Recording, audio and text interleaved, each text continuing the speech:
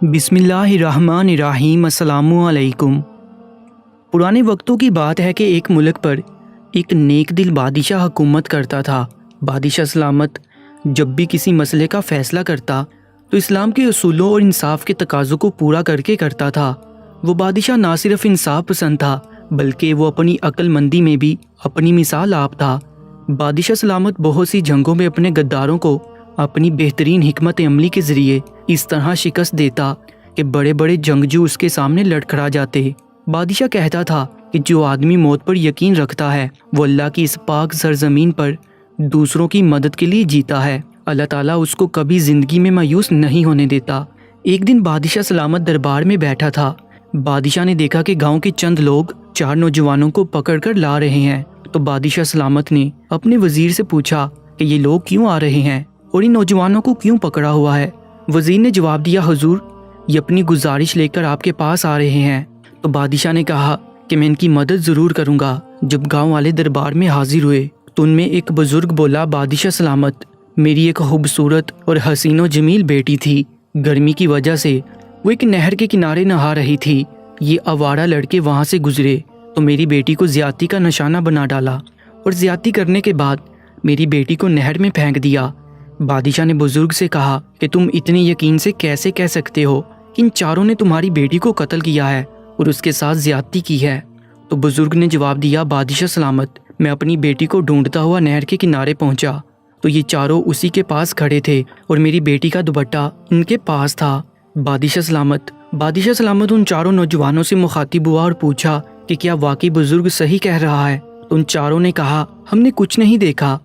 اس بزرگ کو تو غلط فہمی ہوئی ہے۔ جو بادشاہ نے دیکھا کہ 4 لڑکے اپنا جرم تسلیم کرنے کے لیے تیار نہیں ہیں تو بادشاہ نے حکم دیا کہ 4 پیالے دودھ کے حاضر کیے جائیں۔ جب دودھ حاضر کیا گیا تو بادشاہ نے 4 لڑکوں کو اپنے سامنے بٹھا دیا اور کہا کہ ان کو ایک ایک دودھ کا پیالہ دیا جائے۔ اس کے بعد بادشاہ ان 4 سے مخاطب ہوا اور کہا کہ تم میں سے جو بھی مجرم ہوگا تو جب وہ دودھ پیے گا تو وہ دودھ اس کے معدے میں جا کر زہر بن جائے گا، کیونکہ یہ دودھ ایک بزرگ بابا کا پھونکا ہوا ہے اور وہ زہر اتنا زہریلا بن جائے گا کہ تم دوسرا سانس بھی نہیں لے پاؤ گے۔ 4 لڑکوں کے چہروں پر پریشانی کے آثار نظر آنے لگے۔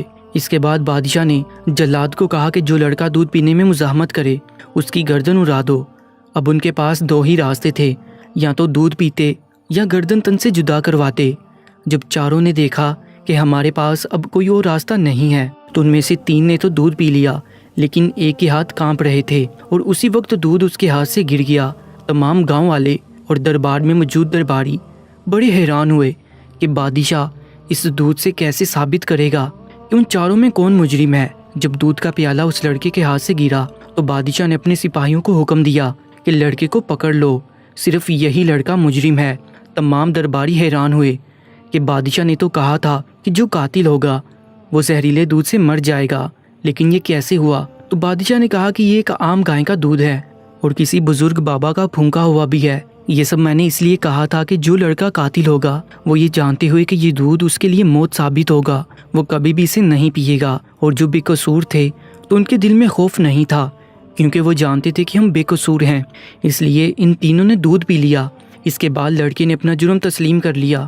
اس کے بعد بادشاہ نے پوچھا کہ حقیقت میں کیا ہوا تھا تو اس نے بتایا کہ اس بزرگ کی بیٹی نہر کے کنارے نہا رہی تھی۔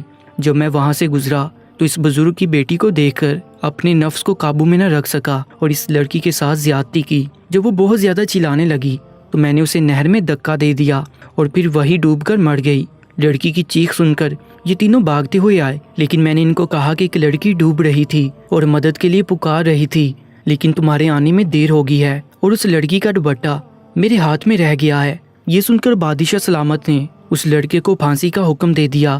پھر اس کے بعد اس بزرگ نے کہا، بادشاہ سلامت جب تک آپ جیسے حاکم اس دنیا میں زندہ ہیں کوئی بھی غریب نہیں ہے اور سب کے لیے انصاف ایک جیسا ہے۔ پیارے دوستو، ایسی ہی سبق آموز کہانیوں کے لیے Urdu story time YouTube channel کو سبسکرائب کر لیجیے گا۔ اپنا بہت زیادہ خیال رکھیں۔ اللہ نگہبان۔